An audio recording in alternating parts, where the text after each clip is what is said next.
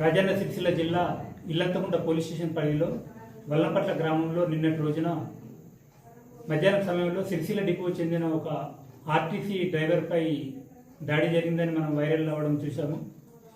ఇందులో సిద్దిపేట జిల్లా గంగాపురం గ్రామానికి చెందిన పిట్టల శ్రీకాంత్ అనే అతను వల్లంపట్ల నుండి కారులో ఫ్యామిలీతోటి తన ఊరికి వెళ్తుంటాడు. అదే సమయంలో బస్సు ఆపోజిట్లో వస్తుంది.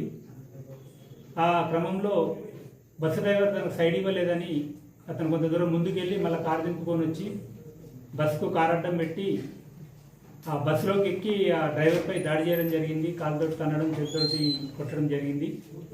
దీనిపై అటు డ్రైవరు కల్లూరి బాలరాజు పోలీస్ స్టేషన్లో ఫిర్యాదు చేయగా కేసు నమోదు చేసి దర్యాప్తు చేయడం జరిగింది. దర్యాప్తులో భాగంగా ఈ రోజున అటు దాడికి పాల్పడిన పిట్టల శ్రీకాంత్ను అరెస్ట్ చేయడం జరిగింది. ఇప్పుడు అతని తర్వాత కోర్టుకు రిమాండ్ గురించి పంపిస్తాము. ఈ సందర్భంగా నేను ప్రజలకు తెలియజేయనగా మీరెవరు కూడా చట్టాన్ని చేతిలోకి తీసుకోవద్దు.